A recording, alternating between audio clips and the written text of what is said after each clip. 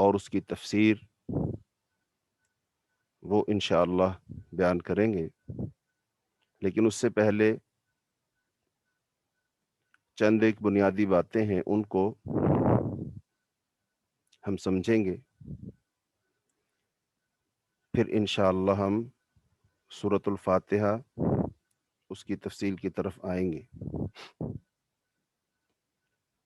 سب سے پہلے کوئی بھی کام انسان کرے، اس کے لیے جو سب سے ضروری چیز ہے، سب سے اہم چیز ہے، وہ ہے نیت کا درست ہونا۔ چونکہ ہم ایک بہت عظیم کام اس کا آغاز کر رہے ہیں، تو اس عظیم کام کو کرنے سے پہلے ہمیں اپنی نیت کو درست کرنا چاہیے، نیت کا جائزہ لینا چاہیے، چونکہ نیت کا معاملہ بہت ہی حساس ہے، اور جتنا حساس ہے اتنا ہی ضروری بھی ہے، تو لہٰذا نیت کا درست ہونا بہت ضروری ہے۔ اس لیے کچھ باتیں نیت کے حوالے سے ہم کریں گے، جیسا کہ رسول اللہ صلی اللہ علیہ وسلم کی حدیث ہے، انما الاعمال بالنیات، کہ عملوں کا دار و مدار نیت پر ہے، نیتوں پر ہے۔ وَإِنَّمَا لِكُلِّ امْرِئٍ مَّا نَوَىٰ، اور ہر انسان کو وہی کچھ ملتا ہے جس کی وہ نیت کرتا ہے۔ وَمَنْ كَانَتْ هِجْرَتُهُ إِلَى اللَّهِ وَرَسُولِهِ فَهِجْرَتُهُ إِلَى اللَّهِ وَرَسُولِهِ، جس آدمی کی ہجرت اللہ اور اس کے رسول کی طرف ہے تو اس کی ہجرت اللہ اور اس کے رسول کی طرف ہی ہے۔ وَمَنْ كَانَتْ هِجْرَتُهُ لِلدُّنْيَا يُصِيبُهَا أَوْ امْرَأَةٍ يَنكِحُهَا، اور جس کی ہجرت ہے دنیا کے لیے تو وہ اس کو پالے گا، یا کسی عورت سے نکاح کرنے کی ہجرت ہے تو وہ اس سے نکاح کر لے گا، تو ہر آدمی کے لیے وہی ہے جس کی اس نے نیت کی۔ تو لہذا نیت تمام اعمال کی جڑ اور بنیاد ہے۔ اگر یہ بنیاد صحیح ہوگی تو ہمارے اس کام کا ہمیں فائدہ ہوگا، بھلے وہ چھوٹا ہی کیوں نہ ہو، اور اگر نیت درست نہ ہو تو عمل بھلے بڑا ہی کیوں نہ ہو، تو اس بڑے عمل کی بھی کوئی قدر و قیمت نہیں ہوتی ہے۔ تو اس لیے نیت کا درست کرنا بہت ضروری ہے۔ جو لفظ نیت ہے، تو یہ لفظ جو ہے اس کا مادہ ہے نوا، نون واو یا، اور اس کا اسی سے لفظ بنا نوا، عربی میں گٹھلی کو بھی کہتے ہیں۔ گٹھلی کا معنی بیج۔ تو جیسے کوئی بھی درخت ہے، کوئی بھی پودا ہے، اس کا آغاز اس کے بیج سے ہوتا ہے۔ تو بیج زمین میں چھپا ہوتا ہے، لیکن اسی سے پودا نکلتا ہے، اسی سے کونپن نکلتی ہے کہ جو ایک تناور درخت بنتا ہے، اور وہ درخت پھر پھل بھی دیتا ہے، سایہ بھی دیتا ہے۔ تو اب بنیاد بیج ہے، تو ایسے ہی انسان کے ہر عمل کی بنیاد نیت ہے۔ تو گویا کہ عمل ایک پودا ہے اور اس کا بیج نیت ہے۔ تو لہٰذا نیت جو ہے اگر صحیح ہوگی تو پھر اس سے جو پودا نکلے گا وہ بھی شجر طیبہ بنے گا، وہ بھی صحیح ہوگا، اور اگر نیت صحیح نہیں ہوگی تو اس سے نکلنے والا عمل کا پودا بھی درست نہیں ہوگا، وہ شجر طیبہ کی بجائے شجر خبیثہ بن جائے گا، اور اس کا نہ تو اس کا پھل اس کو فائدہ دے گا اور نہ اس کا سایہ۔ تو لہذا نیت کی اہمیت اس بات سے لگائی جا سکتی ہے کہ ایمان جو ہے، ایمان سے بھی پہلے نیت ہوتی ہے، ایمان سے بھی زیادہ اہم نیت ہے۔ اگر نیت درست ہوگی تو اس کا ایمان لانا ایمان بنے گا، اور اگر نیت درست نہیں ہوگی تو اس کا ایمان لانا وہ ایمان نہیں بنے گا، وہ بھلے نفاق بنے، بھلے وہ کفر ہی رہے، لیکن وہ ایمان نہیں بنے گا اگر اس کی نیت درست نہیں ہوگی۔ تو سب سے پہلے اللہ رب العالمین انسان کی نیت کو دیکھتا ہے، اور بعد میں عمل کو دیکھتا ہے، اور اگر انسان کے عمل میں کوئی کوتاہی ہو اور اگر نیت صحیح ہو تو درگزر ہو سکتا ہے، لیکن اگر اس کی نیت خراب ہو، نیت میں نقص ہو، نیت درست نہ ہو اور اس کا عمل بھلے سارے کا سارا صحیح ہو، ان اصولوں اور ضوابط اور شرائط اور شروط کو ملحوظ رکھ کر کیا گیا ہو، لیکن تب بھی کوئی فائدہ نہیں ہوگا۔ تو اس سے پتہ چلا کہ نیت ضروری ہے۔ اور پھر اگر انسان کی نیت درست ہے، نیت صحیح ہے، اور اگر وہ اپنی صحیح درست نیت کے مطابق عمل نہ بھی کر سکا، کسی بھی وجہ سے کوئی رکاوٹ بن گئی، تو اللہ رب العالمین اس آدمی کو اس کی نیت کی وجہ سے اجر سے نواز دیتے ہیں، اس کو اللہ پاک اجر عطا فرما دیتے۔ جیسے سنن نسائی کے اندر ایک حدیث ہے، ایک شخص جو ہے وہ رات سوتے وقت ارادہ کرتا ہے کہ میں تہجد کی نماز پڑھوں گا، اور اب تہجد کے لیے وہ پوری نیت کرتا ہے اور اس کے لوازمات جو ہیں وہ بھی پورے کرتا ہے، کہ جیسے اس زمانے میں پانی ہے، پانی رکھنا اور پھر جائے نماز رکھنا اور یہ سب، اور وہ پھر سو جاتا ہے، لیکن نیت یہ تھی رات کو اٹھوں گا اور تہجد پڑھوں گا۔ جب حدیث میں آتا ہے کہ یہ شخص سویا رہا، اس کی آنکھ نہ کھلی، تو اب اس نے نیت کی تھی لیکن عمل نہیں کیا۔ اب فرشتے پوچھتے ہیں یا اللہ اب کیا کریں؟ اس نے نیت کی تھی لیکن یہ اٹھ نہیں سکا، نماز نہیں پڑھ سکا، تو اللہ رب العالمین فرماتے ہیں اس کو تہجد پڑھنے کا ثواب دو اور اس کی نیت کو میری طرف سے اس کے لیے تحفہ بنا دو۔ یعنی اب اس آدمی نے تہجد نہیں پڑھی لیکن تہجد پڑھنے کا ثواب ملا۔ کیوں ثواب ملا؟ چونکہ اس کی نیت درست تھی۔ اسی لیے اللہ رب العالمین انسان کی نیت کو دیکھتے ہیں۔ تو جیسا کہ حدیث میں آتا ہے، ان اللہ لا ينظر الى صورکم ولا اجسامکم ولا اموالکم ولکن ينظر الى قلوبکم واعمالکم۔ بے شک اللہ نہیں دیکھتے تمہارے جسموں کی طرف، تمہارے مالوں کی طرف، نہ تمہاری شکل و صورت کی طرف، بلکہ اللہ رب العالمین دیکھتے ہیں تمہارے دلوں کی طرف، تمہارے اعمال کی طرف۔ تو اس کا مطلب اللہ رب العالمین پہلے انسان کے دل کو دیکھیں گے، پھر اس کے عمل کو دیکھیں گے۔ باقی یہ شکل و صورت، مال و دولت، کوئی قوی ہے کہ ضعیف ہے، اس کی تو کوئی حیثیت نہیں ہے۔ تو لہٰذا اب اگر اس کے دل میں نیت صحیح ہے، اس کا دھیان اللہ کی طرف ہے، اللہ کی رضا مطلوب اور مقصود ہے، وہ کام اللہ کے لیے کر رہا ہے، تو پھر تو اس کا وہ عمل صحیح ہے، تو پھر اس کے عمل کا اس کو اجر و ثواب بھی ملے گا، اللہ رب العالمین کی خوشنودی اس کو حاصل ہوگی۔ لیکن اگر اس کے دل میں کوئی نیت میں خرابی ہے، نقص ہے، بگاڑ ہے، بگاڑ کیا ہو سکتا ہے کہ وہ آدمی اللہ کی رضا کے علاوہ دکھلاوا چاہتا ہے، لوگوں کو خوش کرنا چاہتا ہے، تو شہرت چاہتا ہے، ناموری چاہتا ہے، تو لہذا پھر اس کے اس عمل کا اس کو فائدہ نہیں ہوگا۔ بڑی معروف حدیث ہے، حدیث طویل ہے، مختصر اس کا خلاصتاً کہ قیامت کے دن سب سے پہلے جن 3 لوگوں سے جہنم کو بھڑکایا جائے گا، وہ 3 لوگ ہیں، ایک عالم، ایک شہید اور ایک سخی۔ اب یہ تینوں جو عمل ہے اور یہ تینوں جو شخصیات ہیں، یہ دیکھا جائے تو بہت ہی عظیم ہے کہ ایک عالم وہ علم حاصل کرتا ہے، لوگوں کی رہنمائی کرتا ہے، تو اب یہ جب اللہ کی جناب میں حاضر ہوگا تو اللہ رب العالمین اس سے پوچھیں گے تو یہ کہے گا کہ میں نے تو علم حاصل کیا، اور پھر ساری تفصیل بتائے گا، تو اللہ پاک فرمائیں گے کذبت، تو جھوٹ بولتا ہے، اور پھر حکم دیا جائے گا اس کو جہنم میں ڈال دو۔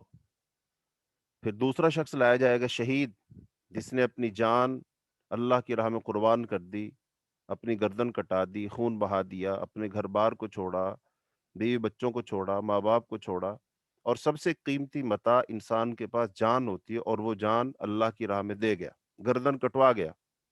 اللہ رب العالمین پوچھیں گے ہاں بھائی کیا کر کے آیا؟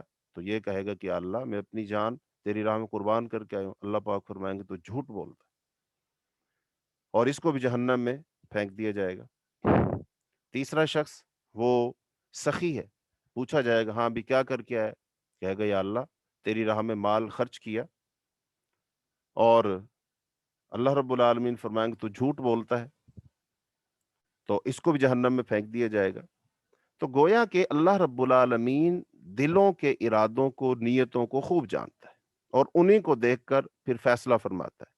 ابھی جو اللہ پاک ان سے اس حدیث میں تفصیل ہے، کہیں گے کہ تم نے لوگوں کے لیے سارے کام کیے، تو لہذا لوگوں نے تمہاری تعریف توصیف کر دی، تمہارے نعرے لگ گئے، جھنڈے لگ گئے، بینر لکھے گئے، واہ واہ ہو گئی، لوگ بڑے متاثر ہو گئے تم سے، تمہاری شہرت ہے، چرچے ہیں، مثالیں دی جاتی ہیں تمہاری، لیکن تم نے یہ سب ان کے لیے کیا تھا تو وہ تمہیں مل گیا، میرے پاس تمہارے لیے کچھ نہیں ہے۔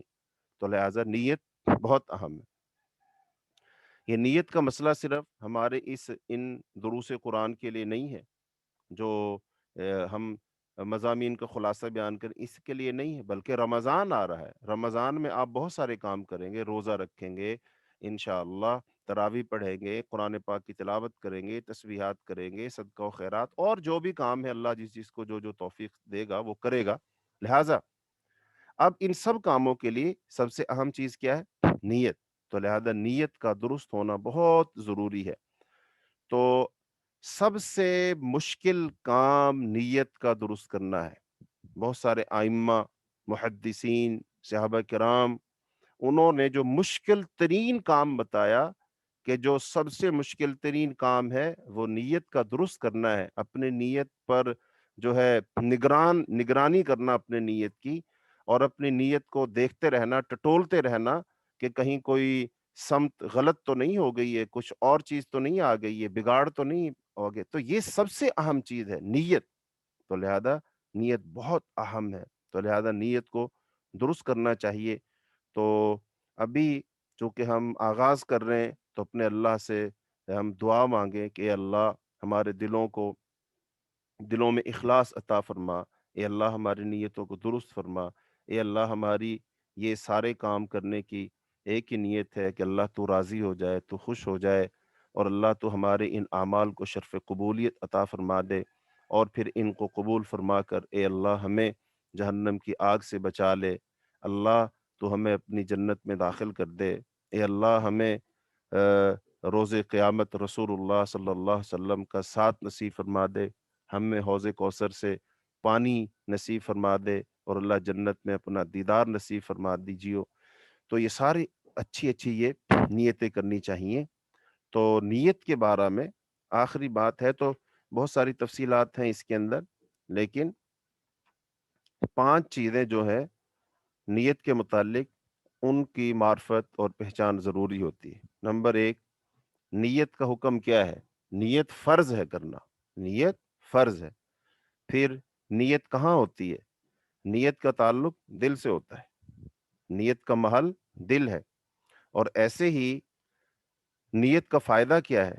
نیت کا فائدہ یہ ہے کہ عبادت میں اور عادت میں فرق ہو جاتا ہے۔ ایک انسان ایک کام کر رہا ہے، وہ عادتاً کر رہا ہے، اور ایک اس کام کو عبادت، یعنی کہ کام وہی ہوگا، اگر نیت درست ہوگی تو وہ کام عبادت کا درجہ حاصل کر جائے گا، اور اگر نیت درست نہیں ہوگی تو وہ پھر عادت۔ تو اس کا مطلب نیت کا فائدہ یہ ہے کہ عادت اور عبادت میں فرق ہو جاتا ہے۔ اور نیت کب کرنی چاہیے؟ عمل کرنے سے پہلے نیت کرنی چاہیے۔ اور نیت کی جو شرط نیت کیا ہے کہ عمل کو عزم و جزم کے ساتھ انجام دیا جائے۔ تو یہ 5 باتیں، یعنی کہ نیت کا حکم جاننا ضروری ہے، نیت کا محل جاننا ضروری ہے، نیت کا فائدہ جاننا ضروری ہے، نیت کا وقت جاننا ضروری ہے، اور نیت کی جو شرط ہے وہ بھی جاننا ضروری ہے۔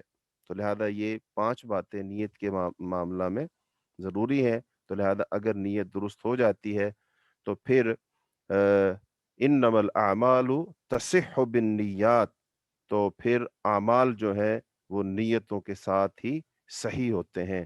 تو اللہ تعالی ہمیں اپنی نیتوں کو درست کرنے کی توفیق عطا فرمائے۔ اور اگر دیکھا جائے نا تو شیطان جو ہوتا ہے وہ سب سے پہلے حملہ ہی انسان کی نیت پر کرتا ہے، جو اس کو پتا ہے کہ اگر میں نے یہاں حملہ کیا اور اگر میں اس میں کامیاب ہو گیا تو پھر بھلے انسان کام کرتا بھی رہے تو کوئی مسئلہ نہیں ہے، میں نے اپنا کام کر دیا کہ اس کو اس کام کا کوئی خاص فائدہ ہوگا ہی نہیں، بالکل نہیں ہوگا۔ تو اس لیے شیطان جو ہے وہ حملہ کہاں کرتا ہے؟ نیت پر حملہ کرتا ہے، تو پھر انسان کو اپنی نیت کو بچانا چاہیے۔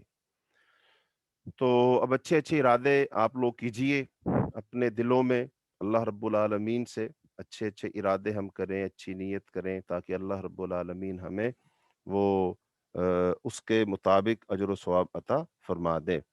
میرا دل چاہ رہا ہے کہ اس بارے میں آپ کو ایک واقعہ چھوٹا سا مختصر کر کے وہ سنا ہی دوں، کہ آپ سب لوگوں نے وہ ایک لمبی حدیث سنی ہے کہ ایک شخص جو ہے اس نے 99 قتل کیے، اس کے دل میں یہ بات پیدا ہوئی کہ مجھے توبہ کرنی چاہیے، میں مروں گا۔ خلاصتاً مفہوماً ہم بتا رہے ہیں آپ کو۔ تو پھر وہ کہتا ہے کہ میں کہاں جاؤں؟ اس سے کہا گیا فلاں جگہ ایک شخص ہے، اس کے پاس چلے جاؤ، وہ اللہ والا ہے۔ وہ اس کے پاس گیا اور اس سے جا کر کہا جی میرا یہ مسئلہ ہے، میں نے اتنے قتل کیے ہیں، تو کیا میری توبہ ہو سکتی ہے؟ اس آدمی نے کہا تمہاری توبہ نہیں ہو سکتی۔ تو وہ مایوس ہوا، اس نے اس کو بھی قتل کر دیا اور یہ 100 پورے ہو گئے۔ لیکن دل میں پھر کھٹکا لگا ہوا ہے کہ میں نے مرنا ہے تو مجھے توبہ کرنی چاہیے۔ تو پھر یہ کسی سے پوچھتا ہے کہ یہ میرا معاملہ ہے، کیا میری توبہ ہو سکتی ہے؟ انہوں نے کہا ہاں، فلاں بستی ہے وہاں چلے جاؤ، وہاں نیک لوگ رہتے ہیں، تو تم وہاں جاؤ اور جا کر ان کے ساتھ رہو۔ یہ شخص اس طرف جو ہے قصد کرتا ہے، ارادہ کرتا ہے اور چل پڑتا ہے۔ اب خدا کا کرنا ایسا ہے کہ یہ ابھی رستے میں ہی ہوتا ہے، تو اس بستی میں نہیں پہنچتا، اس کو رستے موت آ جاتی ہے۔ جب اس کو موت آ جاتی ہے تو اب فرشتے آتے ہیں، جنت کے بھی جہنم کے بھی۔ جہنم کے فرشتے کہتے ہیں یہ جہنم میں جائے گا، چونکہ اس نے 100 انسانوں کو قتل کیا ہے، تو لہذا یہ جہنم میں جائے گا۔ لیکن جو فرشتے جنت کے ہوتے ہیں وہ کہتے ہیں نہیں یہ جنت میں جائے گا، چونکہ اس نے توبہ کا ارادہ کیا تھا، تو یہ جنت میں جائے گا۔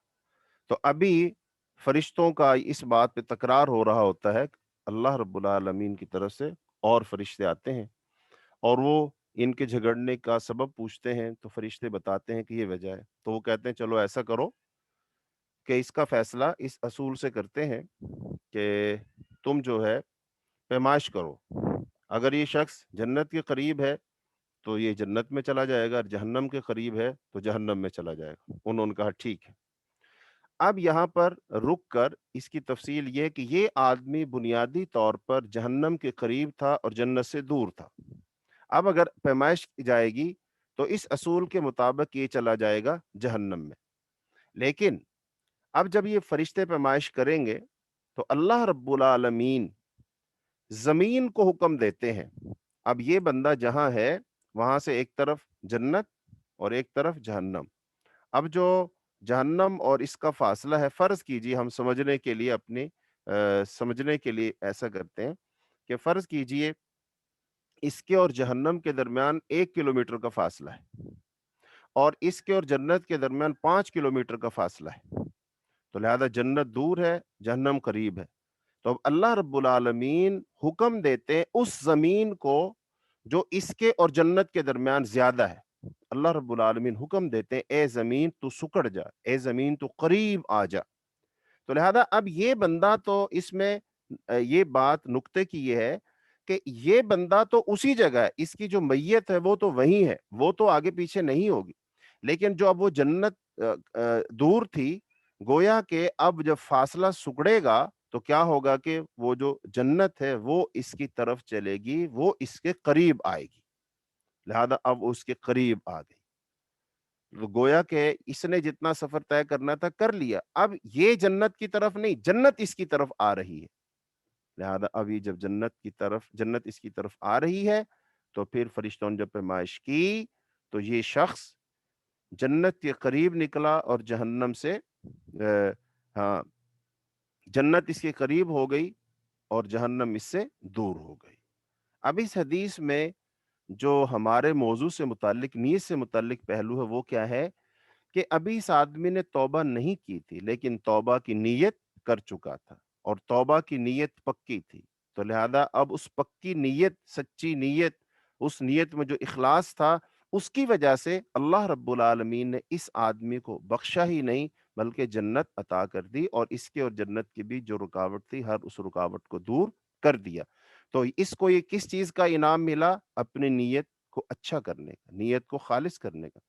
تو لہٰذا ہمیں بھی اپنی نیتوں کو اچھا کرنا چاہیے کہ اللہ تعالیٰ ہماری نیتوں کو دیکھ کر خوش ہو جائے، ہمارے دلوں کو دیکھ کر خوش ہو جائے کہ ہمارے دل اللہ کی محبت سے بھرے ہوئے ہیں، اللہ کا ذوق اور شوق اور اللہ کی ملاقات اور اللہ کی محبت، اس سے ہمارے دل لبالب بھرے ہوئے ہیں۔ اللہ ہمارے دلوں میں دیکھے، اللہ ہمارے دلوں میں جھانکے تو ہمارے دلوں کو دیکھ کر اللہ خوش ہو جائے، راضی ہو جائے۔ تو لہذا ہمیں اپنی نیتوں کو درست کرنا چاہیے۔ چونکہ اب ہم قرآن پاک کی جو 30 پارے ہیں ان کی جو ہے ان کا خلاصہ یا ان کی توضیح اور تشریح کریں گے، اس لیے کچھ بنیادی سی اصولی سی باتیں ہیں وہ ہو جائیں۔ نمبر 1، قرآن پاک کی تفسیر کے 4 طریقے ہیں۔ قرآن پاک کی تفسیر کے 4 طریقے ہیں۔ نمبر 1، قرآن کی تفسیر خود قرآن کرتا ہے۔ قرآن کی تفسیر خود قرآن کرتا ہے۔ مثلا قرآن پاک میں ایک جگہ ایک واقعہ آتا ہے، مثلا آدم علیہ السلام کا واقعہ ہے تخلیق کا، ایک جگہ آتا ہے وہ بہت مختصر ہے، لیکن وہی واقعہ قرآن کے دوسری جگہ پر وہ بہت تفصیل سے آ گیا۔ اس سے پتہ چلا کہ قرآن نے خود اس کی تشریح کر دی، توضیح کر دی، تفسیر اس کی کر دی۔ تو قرآن نے خود قرآن کی تفسیر کر دی۔ اچھا، ایسے ہی قرآن کی تفسیر کرتی ہے حدیث۔ قرآن پاک کی تفسیر حدیث سے ہوتی ہے۔ مثلا قرآن پاک میں بہت سارے جو احکام ہیں، مثلا نماز، روزہ، حج، زکوٰۃ، یہ سارے جو احکام ہیں، فرائض ہیں، اب ان کو کیسے ادا کرنا ہے تو ان کی ساری تشریح، توضیح، تفصیل کہاں ملے گی ہمیں؟ حدیث سے۔ تو اس سے پتہ چلا کہ قرآن کی تفسیر، توضیح، تشریح حدیث کرتی ہے۔ اور تیسرا کہ اگر ہمیں قرآن پاک کی کسی آیت کے بارے میں قرآن پاک میں سے کہیں اس کی تفصیل نہیں ملتی ہے، پھر ہم اس کو دیکھتے ہیں کہ حدیث میں اس کے بارے میں کیا ہے۔ تو حدیث میں جب ہم دیکھتے ہیں تو ہمیں حدیث میں نہیں ملتی ہے، کسی بھی شخص کو نہیں ملتی ہے، تو وہ پھر کیا کرتا ہے؟ پھر وہ دیکھتا ہے صحابہ کرام رضی اللہ عنہم اجمعین کے اقوال کی طرف۔ اب صحابہ کرام میں سے بہت سارے صحابہ کرام جو ہیں وہ اس فن میں بڑے ماہر تھے، خاص طور پر حضرت عبداللہ ابن عباس رضی اللہ تعالیٰ عنہ، ان کے بارے آپ صلی اللہ علیہ وسلم نے دعا فرمائے، اللہم علمہ القرآن، اللہ اس کو قرآن کا علم عطا فرما، قرآن سکھا اس کو۔ تو ایسے ہی صحابہ کرام نے جو سمجھا وہ سب سے بہتر ہوگا۔ تو 3 طریقے ہوگے، قرآن کی تفسیر خود قرآن کر دے گا، قرآن کی تفسیر حدیث کر دے گی، اور قرآن کی تفسیر اقوال صحابہ سے ہو جائے گی۔ لیکن اس میں یہ تفاوت ملحوظ رہے کہ قرآن کی تفسیر قرآن میں ہو، قرآن کی تفسیر حدیث میں ہو، اگر موجود ہو تو پھر صحابی کی بیان کردہ تفسیر اس کو نہیں لیا جائے گا۔ یہ بات ذہن میں رہنی چاہیے۔ تو چوتھا طریقہ یہ ہے کہ قرآن کی تفسیر کی جائے تفسیر بالرائے۔ ان ساری تفاسیر کو، تفسیر جو حدیث کی ساتھ کی جاتی ہے اس کو کہتے ہیں تفسیر بالمأثور، یعنی آثار سے، حدیث سے تفسیر، اور ایک تفسیر ہوتی ہے تفسیر بالرائے۔ تفسیر بالرائے کا مطلب یہ ہوتا ہے کہ قرآن پاک کو پڑھا اور پڑھ کر جو بات مجھے سمجھ آئی، جو آپ کو سمجھ آئی یا کسی اور شخص کو سمجھ آئی، اس نے اس کو بیان کر دیا۔ تو پھر ہم دیکھتے ہیں کہ یہ تفسیر کیسی ہے، تو کہتے ہیں یہ تفسیر بالرائے ہے۔ تو تفسیر بالرائے جو ہوتی ہے اس کی کوئی خاص اتنی اہمیت نہیں ہوتی ہے۔ ہاں، اچھی لگے تو مان لو، نہ دل کرے تو نہ مانو، چونکہ وہ ایک شخص کی رائے ہے، اس کا جو فہم ہے، اس کو جو بات سمجھ آئی ہے، ہاں بس وہ ہے۔ تو لہذا یہ 4 طریقے سے تفسیر کی جاتی ہے۔ تو اس میں سب سے جو صحیح ترین تفسیریں ہیں وہ پہلے 2 درجے، بلکہ 3 درجے ان کو کہہ لیجئے، جو تفسیر قرآن کی خود قرآن کر دے، تفسیر قرآن کی حدیث کر دے، وہ سب سے معتبر ہے۔ اور چونکہ آگے پھر صحابہ کرام ایک آیت کے بارے میں ان کی آراء مختلف ہو سکتی ہیں، تو لہذا اس کا درجہ بھی دوسرے نمبر پر، دوسرا درجہ آئے گا، اور اس کے بعد ہے تفسیر بالرائے۔ تو لہذا ہم جو تفسیر کریں گے، ہم کریں گے متوسط اور معتدل، یعنی درمیانے سے درجے کی ہم تفسیر کریں گے، نہ زیادہ طویل ہوگی اور نہ ہی بہت مختصر ہوگی، کیونکہ ہمارے پاس 1 گھنٹہ ہوتا ہے، اور اس 1 گھنٹے میں ایک پارے کے اندر جتنے مضامین جس تفصیل کے ساتھ بیان ہوئے ہیں، لہذا ان سب کو تو اس قدر تفصیل کے ساتھ بیان کرنا مشکل ہے، لیکن ہاں ہم جو ہے اس کو سمجھنے کی کوشش کریں گے تو انشاءاللہ الرحمن ہم متوسط درمیانے سے درجے کی انشاءاللہ تفصیل کریں گے۔ اب سب سے پہلے اب انسان، قرآن اور یہ جو دنیا ہے اس کے بارے میں ہمیں تھوڑا سا ایک ویو آ جانا چاہیے کہ انسان اور پھر قرآن اور یہ زمین، یعنی قرآن، زمین اور انسان، یہ تین چیزیں ہیں، ان تین چیزوں کا آپس میں کیا ربط ہے، تھوڑا سا اس کو سمجھ لیا جائے تاکہ قرآن پاک جو ہم پڑھیں گے تو پھر ہمیں اس کے بارے میں معلوم ہو جائے گا کہ بھی ہم نے رہنمائی کہاں سے لینی ہے اور کیسے لینی ہے۔ قرآن کریم اور ہماری یہ دنیا، یعنی یہ زمین جس پر بنی آدم آباد ہے، ان دونوں کا آپس میں کیا تعلق ہے؟ دنیا کے لیے قرآن کی کیا حیثیت ہے اور قرآن کے لیے دنیا کی کیا حیثیت ہے؟ قرآن اور دنیا کے بیچ ایک تیسری ذات انسان کی ہے۔ در حقیقت قرآن کا تعلق انسان سے ہے اور انسان کا بڑا گہرا تعلق دنیا سے ہے۔ گویا انسان کا تعلق دنیا اور قرآن دونوں سے ہے۔ انسان کے لیے دنیا ایک عقدہ ہے، ایک مشکل معاملہ ہے، ایک راز ہے۔ انسان کی کامیابی کا زینہ یہ دنیا ہے۔ انسان کی حیات و ممات اس دنیا سے وابستہ ہے، حتیٰ کہ انسان کی کامیابی اور ناکامی بھی دنیا سے وابستہ ہے۔ دنیا وہ سمندر ہے جس میں انسان کے دین کی کشتی چلتی ہے اور انسان اس کشتی میں سوار ہو کر یا تو جنت کے دروازے پر پہنچے گا یا جہنم کے دروازے پر پہنچے گا۔ قرآن اس عقدہ دنیا کو حل کرے گا۔ قرآن راز دنیا سے پردہ اٹھائے گا، حیات و ممات کا فلسفہ سمجھائے گا، کامیابی اور ناکامی کے معیار بتائے گا، ہر اس چیز کے بارے انسان کو کھول کھول کر بتائے گا جس چیز سے انسان کو سابقہ پڑے گا۔ قرآن کا بنیادی موضوع انسان کی ہدایت ہے۔ ہدایت کا دوسرا نام علم ہے اور علم انسان کی بنیادی ضرورت ہے۔ علم ہی انسان کا رتبہ بڑھاتا ہے۔ دنیا میں بالعموم علم والوں کی قدر ہے، وہ علم دنیا کا ہو یا آخرت کا۔ مثلا ایک ڈاکٹر کو ڈاکٹر بنانے والی چیز علم ہے۔ ڈاکٹر ہو، استاد ہو یا کسی بھی فن کا جو ماہر ہو تو اس کو جو درجہ ملتا ہے وہ علم کی بنیاد پر ملتا ہے۔ قرآن مجید چونکہ دنیا اور آخرت دونوں کی بہتری کا ضامن ہے، اس لیے دنیا اور آخرت کے علوم کا منبع و مصدر بھی قرآن پاک ہے۔ زمین و آسمان کی چھوٹی بڑی تمام مخلوقات بنیادی طور پر انسان کے لیے بڑے مقصد کی کامیابی میں ممد و معاون ہے۔ مثلا زمین، آسمان، سورج، چاند، ستارے، ہوا، پانی، درخت، نباتات، جمادات اور حیوانات۔ اللہ تعالیٰ فرماتے ہیں نا، ہم نے آسمان کو چھت اور زمین کو فرش بنایا۔ ایسے ہی ہوا، پانی، روشنی کے بغیر کوئی زی روح زندہ نہیں رہ سکتی۔ ہر ایک درخت سے اللہ تعالیٰ نے انسان کے لیے آگ پیدا کر دی۔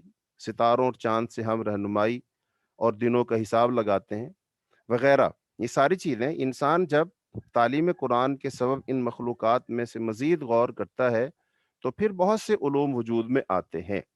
تو اس کے پتہ چلا کہ بھی قرآن اور انسان اور یہ زمین، تو اب اس زمین پر انسان نے رہنا ہے، یہاں زندگی گزارنی ہے، تو اس زمین کی ہر چیز، اس میں سے کیا حلال کیا حرام، تو اس کے بارے میں قرآن پاک اس کی رہنمائی کرے گا۔ تو اب ہم جو اس ترتیب سے آج سورۃ الفاتحہ جو ہے اس کو ہم سمجھیں گے، اور سورۃ الفاتحہ کو ہی آج ہم سمجھیں گے، بس سورۃ البقرہ شروع نہیں کریں گے۔ اور وہ اس لیے کہ قرآن پاک کی جو پہلی سورت سورہ الفاتحہ ہے، یہ قرآن پاک کا یوں سمجھ لیجئے ابتدائیہ ہے، دباچہ ہے، اور یہ ایبسٹریکٹ ہے، تو لہذا اس کو سمجھنا بہت ضروری ہے۔ چونکہ جب ہم اس کو سمجھ پائیں گے تو پھر ہمیں پتہ چلے گا سورہ فاتحہ کا اور قرآن کا آپس میں تعلق کیا ہے۔ ایک قرآن پاک کے اندر سورہ فاتحہ کے اندر ایک دعا کی گئی، اور جب دعا کر لی تو باقی جو صورتیں ہیں سورہ البقرہ سے لے کر والناس تک، وہ گویا کہ وہ ایک جواب ہے۔ تو یہ ایک دعا ہے اور وہ ایک جواب ہے، تو گویا کہ اس دعا کو سمجھنا بہت ضروری ہے۔ اور دوسرے لفظوں میں یہ بھی کہا جا سکتا ہے کہ سورہ فاتحہ جو ہے اس کے اندر جو باتیں بیان ہوئی ہیں ان کی ہی تفصیل باقی سارے کے سارے قرآن میں ہے، یعنی کہ یہ اختصار ہے اور قرآن اس اختصار اس اجمال کی تفسیر ہے، تو لہذا ہمیں اس اجمال کو اچھے طریقے سے سمجھنا چاہیے تاکہ پھر ہمیں تفصیل اس کی سمجھ آ جائے گی۔ تو لہذا اس لیے سورہ فاتحہ کو ہی ہم دیکھیں گے۔ تو سورہ فاتحہ کا پہلے نمبر پر جو اس کے نام ہے، پھر سورہ فاتحہ کے جو فضائل ہیں، پھر سورہ فاتحہ اور دم، اور پھر اس کے ان احادیث سے جو فوائد اخذ ہوتے ہیں ان فوائد کا ذکر کریں گے، اور پھر سورہ فاتحہ کی جو آیات ہیں ان کی انشاءاللہ ایک ایک کر کے تفسیر بیان کرنے کی کوشش کریں گے۔ تو یہ ہوگا آج کا ہمارا اس سبق کا، یا ہمارا جو آج کا یہ خلاصہ ہے، اس میں ہم سورہ فاتحہ کے بارے میں بات کریں گے۔ تو سب سے پہلے سورۃ الفاتحہ جو ہے یہ مکی صورت ہے، تو اس کے جو صحیح احادیث کے اندر جو نام آتے ہیں تو وہ نام کئی ایک اس کے نام ہیں، مثلا فاتحۃ الکتاب اس کا نام ہے، الصلاۃ اس کا نام ہے، سورۃ الحمد للہ رب العالمین، سورۃ الحمد، السبع المثانی، القرآن العظیم، ام القرآن، ام الکتاب، یہ اس سورت کے نام ہیں۔ تو ہو سکتا ہے احادیث میں اس کے علاوہ بھی کوئی نام ہو، لیکن جو صحیح احادیث میں اس کے نام ہیں وہ تقریباً یہ نام مذکور ہوئے ہیں۔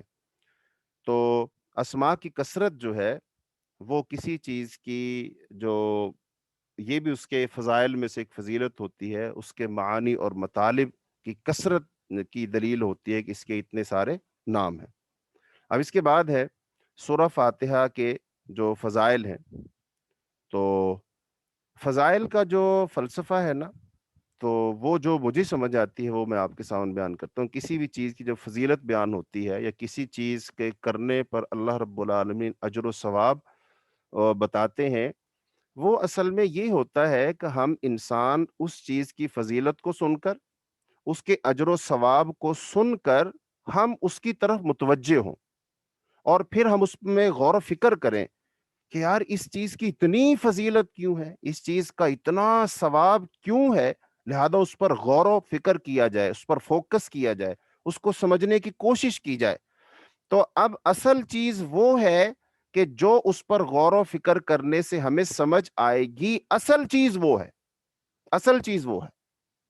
اور اگر ہم نے صرف اس کی فضیلت کو ذہن میں رکھا اور اس چیز پر ہم نے غور و فکر نہ کیا، تو سمجھ لیجئے جس وجہ سے اس چیز کی فضیلت بیان کی گئی تھی اور اس کے لیے اجر و ثواب بیان کیا گیا تھا، ہم نے اس کی طرف دھیان دیا، ہم نے اصل مقصد کی طرف دھیان نہیں دیا۔ تو لہذا سورۃ الفاتحہ کی جو فضیلت ہے وہ فضیلت بتا کر ہمیں اس کی اہمیت دلانا، اس کی طرف متوجہ کرنا، اس کو اس پر غور و فکر کرنے اور سوچنے سمجھنے کی دعوت دینا مقصود ہے کہ دیکھو جو اتنی فضیلت والی چیز ہے تم اس کو ذرا اہمیت دو، اور اہمیت دے کر اس کو سمجھنے کی کوشش کرو۔ تو لہذا یہ جہاں بھی جس چیز کی بھی جو فضیلت آئے گی اس فضیلت کے پیچھے یہ فلسفہ ہے، جب بھی کسی چیز کے کرنے پر اتنا ثواب اور اجر اس کا اعلان کیا جائے گا تو اس کے پیچھے اصل وجہ یہ ہے کہ ہم اس چیز پر غور و فکر کریں، اس کو ہم سمجھنے کی کوشش کریں کہ یہ اتنی اہم کیوں ہے، اس پر اس کا اتنا ثواب کیوں دیا گیا ہے۔ تو لہذا اب سورہ فاتحہ کی جو اتنی فضیلت آئے گی تو اس فضیلت سے ہمیں یہ سمجھنا چاہیے کہ آخر اس صورت میں ایسا کیا ہے کہ جس کی وجہ سے اس کی اتنی فضیلت ہے۔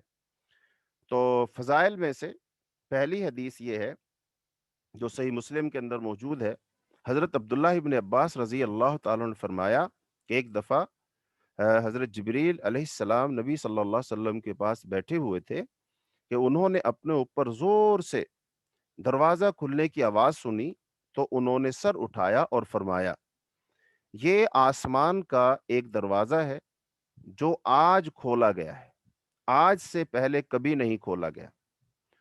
تو اس سے ایک فرشتہ اترا، پھر فرمایا یہ فرشتہ زمین پر اترا ہے جو آج سے پہلے کبھی نہیں اترا۔ اس فرشتے نے سلام کہا اور کہا، آپ کو دو نوروں کی خوشخبری ہو، آپ کو دیے گئے ہیں، آپ سے پہلے وہ کسی نبی کو عطا نہیں ہوئے۔ اب وہ دو نور کون سے ہیں؟ فاتحۃ الکتاب اور سورہ بقرہ کی آخری آیات۔ آپ ان دونوں میں سے جو حرف بھی پڑھیں گے وہ چیز آپ کو ضرور عطا کر دی جائے گی۔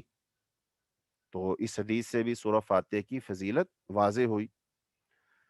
اور پھر دوسری حدیث میں ابو سعید رضی اللہ تعالیٰ عنہ فرماتے ہیں کہ نبی صلی اللہ علیہ وسلم میرے پاس سے گزرے، میں نماز پڑھ رہا تھا، آپ نے مجھے بلایا، میں نہ آیا یہاں تک کہ میں نے نماز پڑھی، پھر آیا، آپ صلی اللہ علیہ وسلم نے فرمایا، تمہارے آنے میں کیا رکاوٹ بنی؟ میں نے عرض کیا، میں نماز پڑھ رہا تھا۔ فرمایا کہ اللہ تعالیٰ نے فرمایا نہیں کہ اے لوگو جو ایمان لائے ہو اللہ کی اور رسول کی دعوت قبول کرو۔ پھر فرمایا کیا میں تمہیں مسجد سے نکلنے سے پہلے قرآن مجید کی سب سے عظیم سورت نہ سکھاؤں؟ ان الفاظ پر دھیان دیجیے، سب سے عظیم سورت نہ سکھاؤں؟ پھر نبی صلی اللہ علیہ وسلم مسجد سے نکلنے لگے تو میں نے آپ کو یاد دلایا تو آپ نے فرمایا الحمدللہ رب العالمین ہی سب مسانی ہے، یعنی وہ 7 آیتیں جو بار بار پڑھی جاتی ہیں، اور یہی القرآن العظیم ہے جو مجھے دیا گیا ہے۔ تو اس حدیث میں سورہ فاتحہ کو سب سے عظیم سورت کہا گیا۔ اب قرآن پاک کے اندر تو 114 صورتیں ہیں، اب وہ 14 صورتیں، ان میں سے بعض صورتیں جیسے سورہ البقرہ، سورہ آل عمران بہت طویل صورتیں ہیں، بڑی بڑی صورتیں ہیں، اور ایسے ہی بعض آیات جو ہیں ان کی الگ سے فضیلت موجود ہے، جیسے آیت الکرسی ہے۔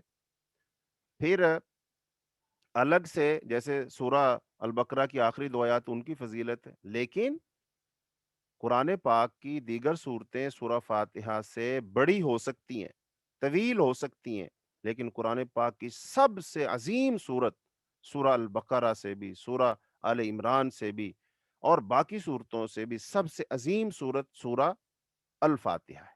تو لہذا یہ سب سے عظیم صورت ہے۔ تو لہذا اب ان دو احادیث سے پتہ چلتا ہے کہ اس صورت کی کیا ویلیو ہے، باقی صورتوں میں اس صورت کی کیا فضیلت ہے۔ تو اس فضیلت کی بنیاد پر اس کی اہمیت کو سمجھا جائے، اس کے معانی پر، مفاہیم پر، مطالب پر، اس صورت کے مضامین پر غور کیا جائے، تبھی جا کر یہ مقصد پورا ہو سکتا کہ اللہ رب العالمین نے، اللہ جل شانہ نے جس صورت کی اتنی فضیلت بیان فرمائی ہے، ہمیں بھی اس صورت کو اتنا ہی اہم سمجھنا چاہیے اور اس کو جاننا چاہیے، اس کو سمجھنا چاہیے اور اس کے مطالب پر غور و فکر کرنا چاہیے۔ اب ہے سورہ فاتحہ جو ہے، اس کی ایک فضیلت اور یہ بھی ہے کہ یہ اس کو سورہ دم کی صورت بھی اس کو کہا جاتا ہے۔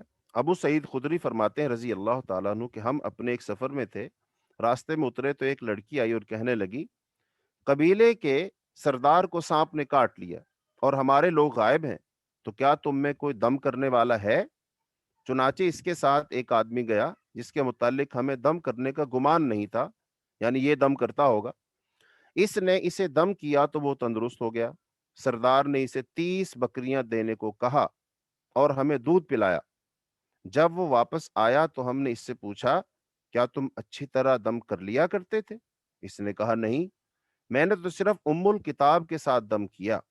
ہم نے کہا، جب تک ہم رسول اللہ صلی اللہ علیہ وسلم کے پاس نہ پہنچیں کچھ نہ کرو۔ جب ہم مدینہ میں آئے تو ہم نے نبی صلی اللہ علیہ وسلم سے اس کا ذکر کیا تو آپ صلی اللہ علیہ وسلم نے فرمایا، اسے کیسے معلوم ہوا کہ یہ دم ہے؟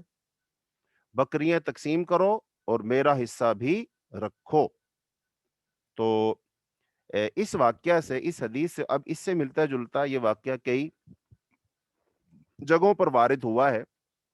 بعض میں اس کی تفصیل ہے کہ اس شخص کو کسی موذی چیز نے ڈس لیا تھا اور وہ شخص پاگل آدمی تھا، پاگل ہو گیا تھا اور اس کو زنجیروں میں باندھا ہوا تھا، بند کیا ہوا تھا، تو اس پر دم کیا گیا تو اس کی زنجیریں کھل گئیں اور وہ آدمی تندرست ہو گیا، اور दम करने वाले को 100 बकरियां दी। एक रिवायत में 30 का जिक्र है, एक रिवायत में 100 का जिक्र है, 100 बकरियां दी। तो आप सल्लल्लाहु अलैहि वसल्लम ने ये सारा वाक्य जब सुना तो फरमाया, बकरियां ले लो, मुझे अपनी उम्र की कसम, जिसने बातिल दम के साथ खाया वो जाने तुमने तो हक दम के साथ खाया। अब इन 3 अहादीस से ये बात मालूम हुई कि सूरतुल फातिहा दम है, इसके साथ दम किया जा सकता है। तो अब इस सूरत की ये फजीलत है कि इसको अगर बतौर दम किसी पर पढ़ा जाए तो अल्लाह ताला उसको शिफा देता है। उसको जो भी उसके ऊपर जो मर्ज तारी हो तो अल्लाह रब्बुल आलमीन उसको शिफा अता फरमा देते हैं। तो ये इस सूरत का ये इसकी फजीलत है। अब सूरह फातिहा और नमाज। अबू हुरैरा रजी अल्लाह तआला बयान करते हैं, जिसने कोई नमाज पढ़ी जिसमें उम्मुल कुरान ना पढ़ी वो नाकिस है। 3 दफा फरमाया। तो अबू हुरैरा रजी अल्लाह ताला अन्हु से कहा गया, हम इमाम के पीछे होते हैं। तो फरमाया, इसे अपने दिल में पढ़ो, क्योंकि मैंने रसूलुल्लाह सल्लल्लाहु अलैहि वसल्लम को ये कहते हुए सुना। अल्लाह ताला ने फरमाया, मैंने सलात नमाज को अपने और अपने बंदे के दरमियान 2 निस्फ हिस्सों में तकसीम कर लिया है, और मेरे बंदे के लिए जो वही है जो उसने सवाल किया। तो जब बंदा कहता है अल्हम्दुलिल्लाह रब्बिल आलमीन, तो अल्लाह रब्बुल आलमीन फरमाता है, मेरे बंदे ने मेरी हम्द की। और जब वो कहता है अर्रहमानिर रहीम, तो अल्लाह ताला फरमाता है, मेरे बंदे ने मेरी सना की। और जब वो कहता है मालिक यौमिद्दीन, तो अल्लाह रब्बुल आलमीन फरमाता है, मेरे बंदे ने मेरी तमजीद की, बुजुर्गी बयान की। और कभी फरमाता है, मेरे बंदे ने अपना आप मेरे सुपुर्द कर दिया।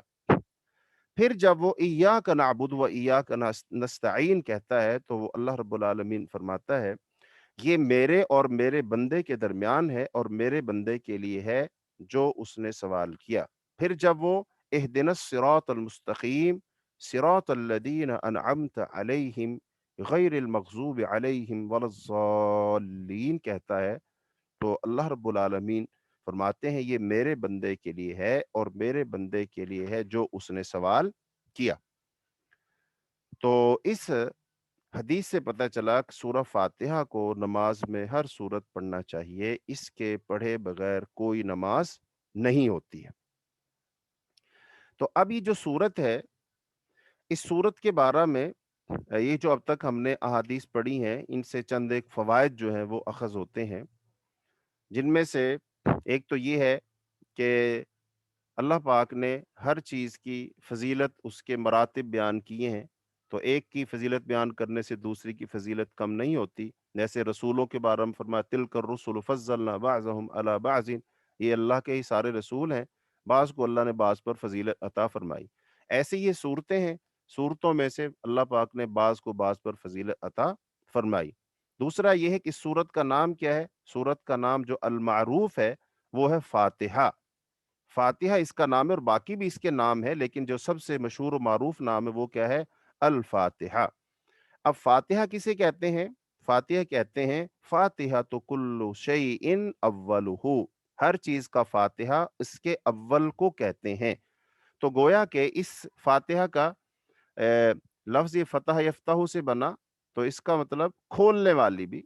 तो कुरान पाक इससे खुलता है, यानी कुरान पाक का इससे आगाज होता है, तो इसलिए इसका नाम क्या है? फातिहा। तो इससे आगाज हो रहा है, तो लिहाजा ये आगाज की सूरत है, पहली सूरत है, तो लिहाजा इसलिए इसका नाम फातिहा है। अब जो पहले रखी गई, सबसे पहले रखी गई, तो ये बिल्कुल वैसी ही है जैसे किसी भी किताब के शुरू में एक मुकदमा लिखा जाता है या एब्स्ट्रैक्ट लिखा जाता है, जिसमें चंद सफ़हात के अंदर ये बताया जाता है कि इस किताब में है क्या, इस किताब का मौजू क्या है, इस किताब के मौजू को कितने हिस्सों में तकसीम किया गया है, और फिर इसके हर हिस्से में क्या-क्या उसका हिस्सा बयान किया जाएगा।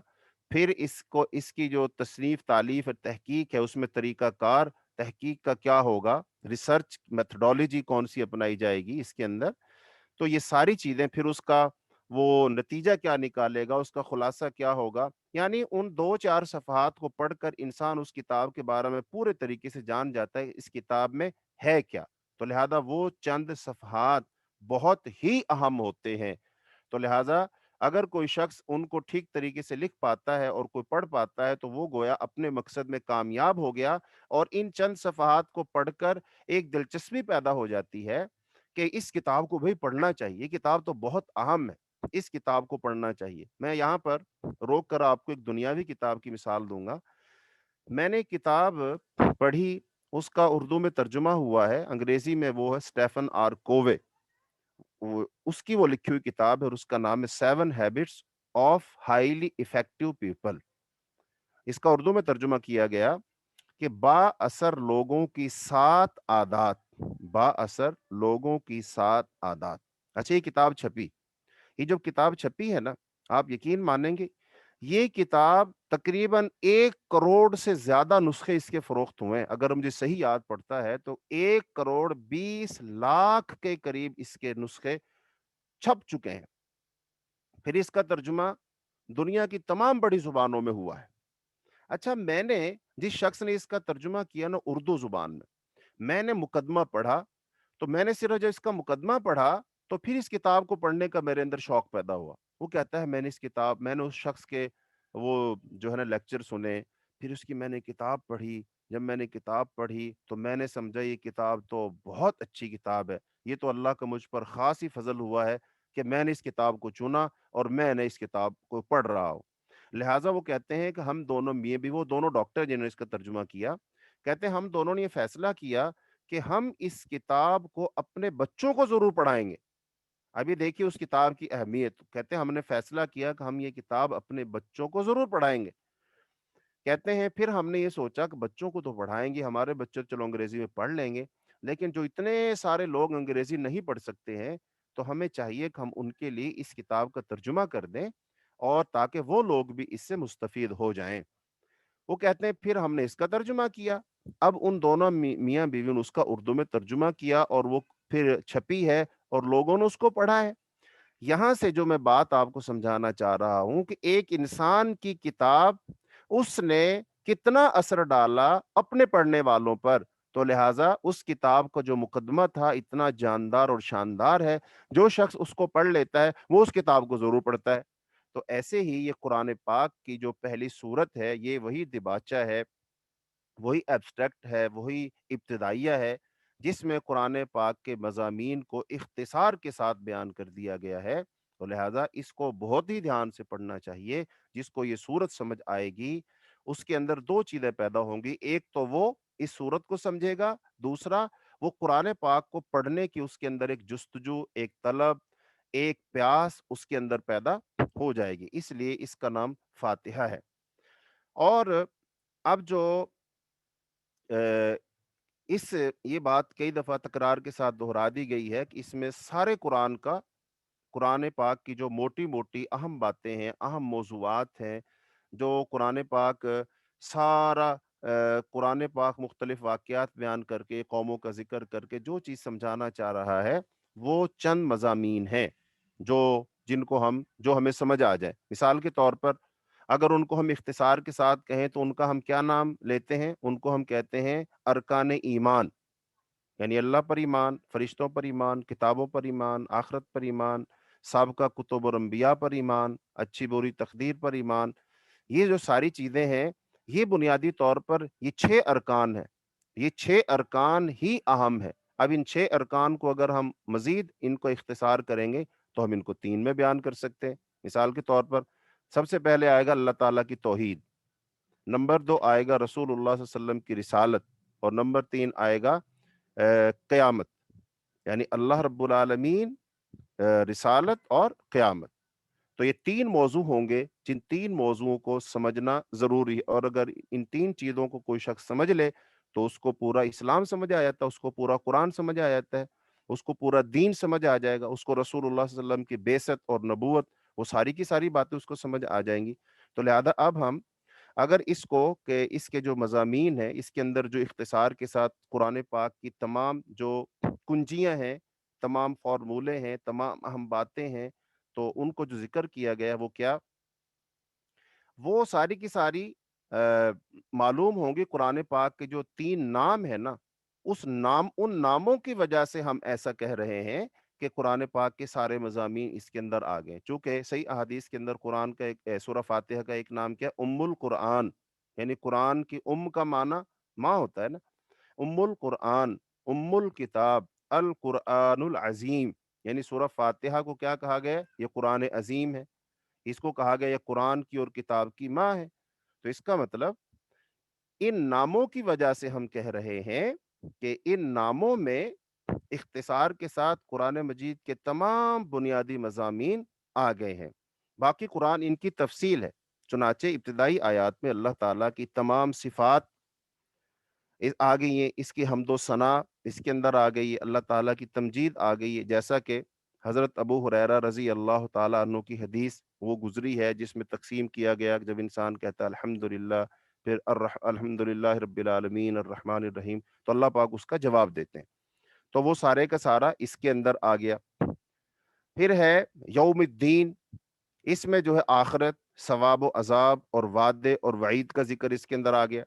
پھر ہے ایاک نعبد، اس میں بندوں کو اللہ تعالیٰ سے مانگنے، اس کے سامنے عاجزی کرنے، اپنی تمام عبادات زبانی ہوں یا بدنی ہوں یا مالی ہوں اسی کے لیے خاص کرنے اور اسے ہر شریک سے پاک کرنے، پاک قرار دینے کی تعلیم اس کے اندر آ گئی. اسے توحید الوہیت کہتے ہیں. یعنی کہ اللہ کو الہ ماننا اور ایک ماننا، الہ ماننا. یہ ہم کہتے ہیں لا الہ، تو الہ ماننا. تمام پیغمبر اسی کی دعوت دیتے آئے ہیں. یعنی پیغمبروں نے آ کر جو توحید کی 3 اقسام ہیں نا، توحید ربوبیت، توحید الوہیت اور توحید اسماء و صفات، تو انبیاء نے زیادہ جو دعوت دی وہ توحید الوہیت کی دی ہے. تو وہ اس کے اندر آگے ایاک نعبد اور وہ ایاک نستعین میں اپنے آپ کو مکمل طور پر اللہ کے حوالے کرنے، اسی پر توکل کرنے اور اسی کی عبادت کرنے اور دوسرے تمام معاملات میں اسی سے مدد مانگنے کی تعلیم ہے کہ اگر اس کی مدد نہ ہو تو کچھ بھی نہیں ہو سکتا. اسے استعانت کہتے ہیں، مدد مانگنا. اور آگے ہے الصراط المستقیم، اس کے اندر اس میں کیا آ گیا؟ شریعت کے تمام احکام آ گئے، پورا اسلام، پورا قرآن اس میں آ گیا جب ہم صراط مستقیم مانگتے ہیں. تو آگے ہے اہدنا، اہدنا اس میں زندگی کے ایک ایک لمحے میں راہ راست پر چلنے اور آخری دم تک بلکہ جنت میں پہنچنے تک اس پر قائم رہنے کی دعا کی تعلیم اس کے اندر آ گئی. اور انعمت علیہم، اس میں انبیاء، صدیقین، شہداء، صالحین کی تاریخ اور ان کے واقعات کی طرف اشارہ اور ان جیسے اعمال صالح اختیار کرنے کی ترغیب تاکہ ان کے ساتھ جنت میں جا سکیں. یہ سب کا سب انعمت علیہم میں آ گیا. المغضوب علیہم میں یہود اور ان تمام اقوام کی تاریخ کا ذکر ہے جو حق جاننے کے باوجود اس کی مخالفت پر اڑ گئے. تو الضالین میں نصارہ اور ان تمام لوگوں کے واقعات کی طرف اشارہ ہے جو راہ راست سے بھٹک گئے اور ان دونوں قسم کے لوگوں کے اعمال بد سے اجتناب کی تلقین ہے تاکہ ان کے ساتھ جہنم میں جانے سے بچے رہیں. تو ان 7 آیات میں قرآن مجید کے جو مزید مضامین کا ذکر ہے، ہر آیت کی پھر اس کی الگ الگ تفسیر جب کی جائے گی تو اس کی وہاں آ جائے گی. تو اس بحث سے یہ پتہ چلا کہ قرآن پاک کی جو صورت ہے یہ انتہائی جامع صورت ہے، اسی لیے اسے قرآن عظیم کہا گیا، ام الکتاب کہا گیا. قرآن پاک کی سب سے عظیم صورت اسے کہا گیا کہ اس کے اندر قرآن پاک کی کے تمام جو مضامین ہیں، جو مرکزی مضامین جس پر قرآن پاک بحث کرے گا وہ سارے کا سارا اس کے اندر آ جاتا ہے. تو اس لیے اس صورت کی بہت اہمیت ہے، بہت اہمیت ہے اس کے اندر. تو یہ ہے سورہ فاتحہ جو ہے. اس کا جو ایک مطلب کہ تعارف کہہ لیجئے سورہ فاتحہ کا، اس کی تفصیل اس کے اندر فضیلت بھی آ گئی ہے، اس کی اہمیت بھی آ گئی ہے، اس کی عظمت کی بھی اس کے اندر آ گئی. اب اگر ہم اس صورت کی الگ الگ جو تفصیل ہے، ہر آیت کی تفسیر بیان کریں گے تو ہمارا جو وقت ہے وہ صرف 4 منٹ باقی رہ گئے. چلو جتنا ہوتا وہ انشاءاللہ ہم کرتے ہیں. تو سب سے پہلے بسم اللہ الرحمن الرحیم، تو یہ پہلی جو ہے آیت ہے. بسم اللہ الرحمن الرحیم جو بنیادی طور پر یہ ہر سورت کے شروع میں ہے اور یہ ہر سورت کی آیت ہے. اس میں تھوڑا اختلاف ہے، بعض اس کو آیت مانتے ہیں بعض نہیں مانتے، لیکن حقیقت یہ ہے کہ سنن ابی داؤد کے اندر ایک حدیث موجود ہے جس حدیث سے پتہ چلتا ہے کہ یہ ہر سورت کی ایک آیت ہے۔ جیسا کہ عبداللہ ابن عباس فرماتے رضی اللہ تعالیٰ عنہ، نبی صلی اللہ علیہ وسلم ایک سورت کا دوسری سے الگ ہونا اس وقت تک نہیں پہچانتے تھے جب تک آپ پر بسم اللہ الرحمن الرحیم نازل نہیں ہوتی تھی۔ تو اس سے پتہ چلتا ہے کہ یہ آیت ہے باقاعدہ۔ صرف سورہ التوبہ جو ہے اس کے شروع میں بسم اللہ نہیں ہے، تو یہ اس کی آیت نہیں ہے۔